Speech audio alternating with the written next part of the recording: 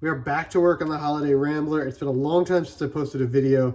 I really appreciate everyone that's been bugging me and asking for updates. I'm still working on it. It's still happening.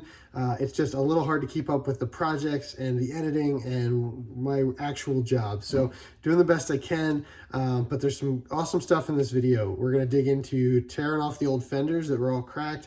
We're going to get into rebuilding a new cargo door on the back because that was damaged, wouldn't close right, has some holes in it. And then finally, we're going to get that old rusty bumper off the back. These are all things that have to happen before primer, so check it out.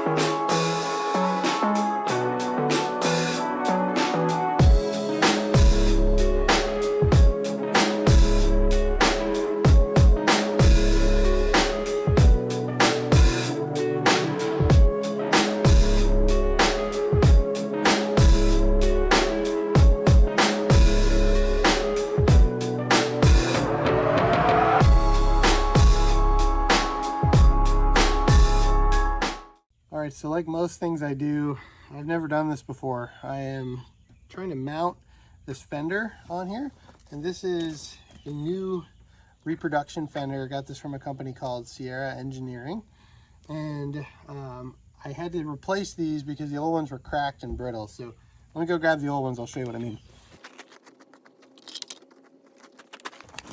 All right, I'm actually amazed that this hasn't broken because this is cracked in so many places. Spider webs all over me. It was missing a bunch of pieces. You can see this top flange here, but this is the original, and I was really concerned about finding these. I thought I was just gonna have to find a modern one that was close, but Sierra Engineering makes a reproduction part based off of this one, and I mean, holding it up, it is really spot on, with the exception that the flange is quite a bit thicker. It goes out, anywhere from 1/4 to 1/2 inch wider than the originals, which really should be fine. I really did a number to myself, the spider webs, getting that old one. So what I did originally was I put that one up, and or actually before I took it out, I just marked the edges of it so I knew where it went. But this is a little different, and it's not an exact fit. The curve is slightly different. I'm sure each one of these is just a little different, but we're gonna get as close as we can. The one thing that I really appreciate that they did with this is there's dimples for rivet holes, and when I move and I look as to where those holes are, they're very intentionally offset from the originals. I was concerned about that if these were put in the same place as the originals, when I went to drill this, I was going to end up hopping into an old hole and not being able to adjust this. So I think what I'm going to do is I'm going to get this where I want it, mark it, and then I'm going to take it off, and I'm going to drill out these holes, or at least a couple of them, and then we'll put it on with 2 rivets, and then we'll just start adding all the others. Okay, so we've got a brand new drill bit. I didn't want to risk using an old drill bit in this. If this gets cracked, that would really be a bummer. These things are about $400 for the pair, so I want to be careful here.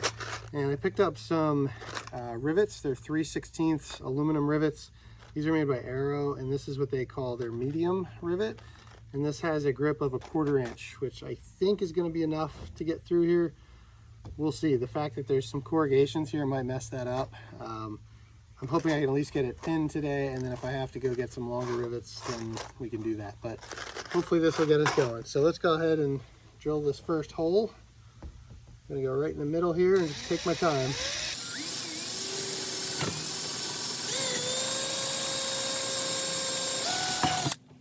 Okay, I want to be real careful here when this comes through that the chuck on here doesn't impact this plastic. I'm probably gonna end up doing that once or twice, but really gonna be careful there.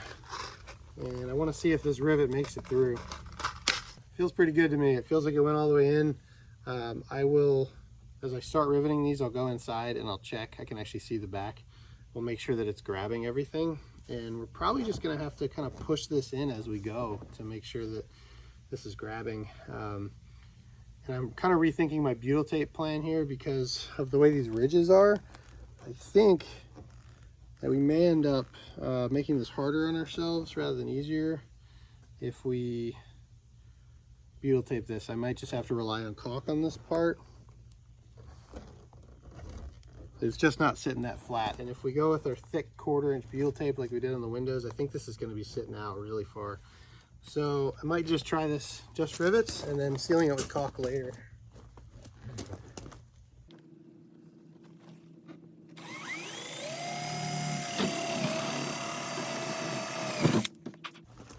All right, so we've got 2 holes drilled.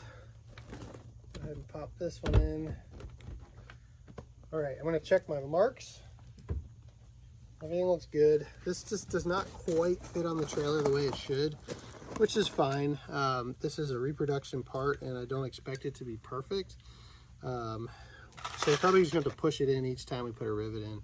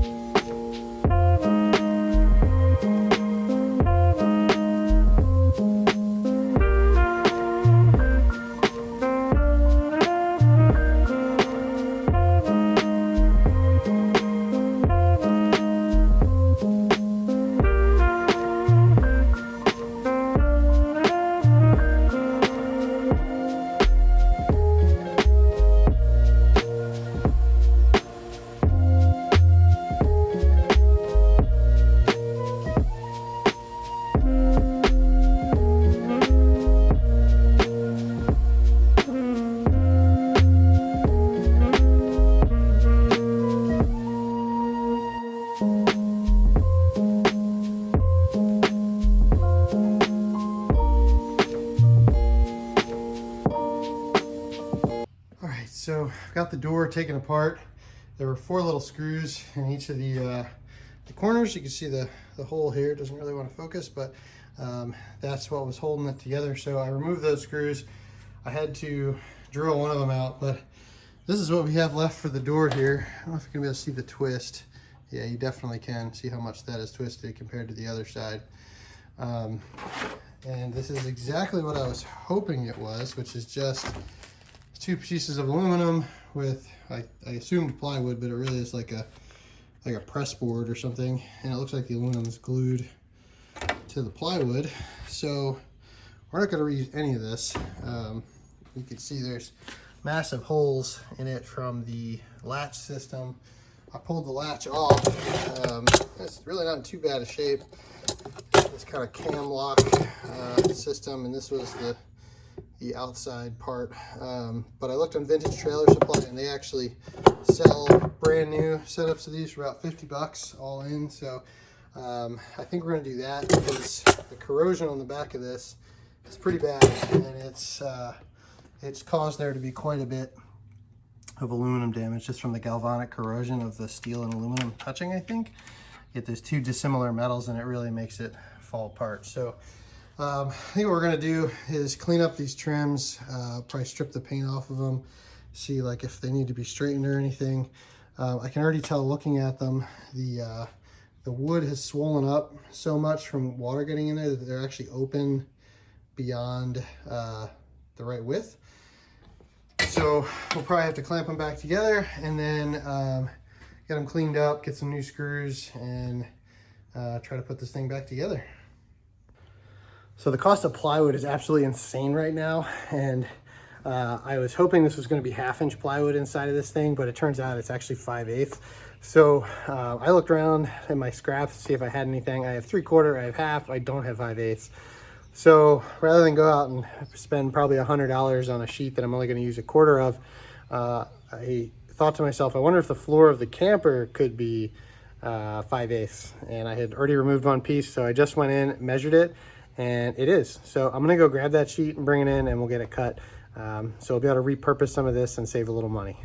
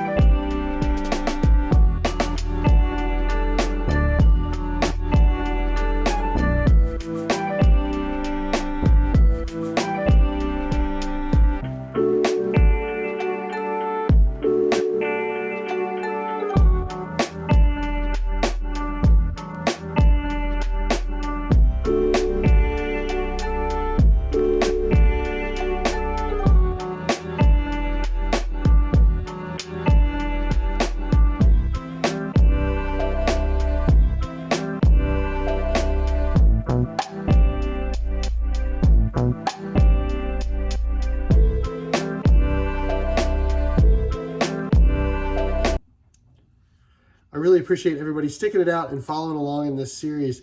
I've got some more videos to come. We are very, very close to showing you guys the primer going on this thing. So follow along. There will be some updates soon.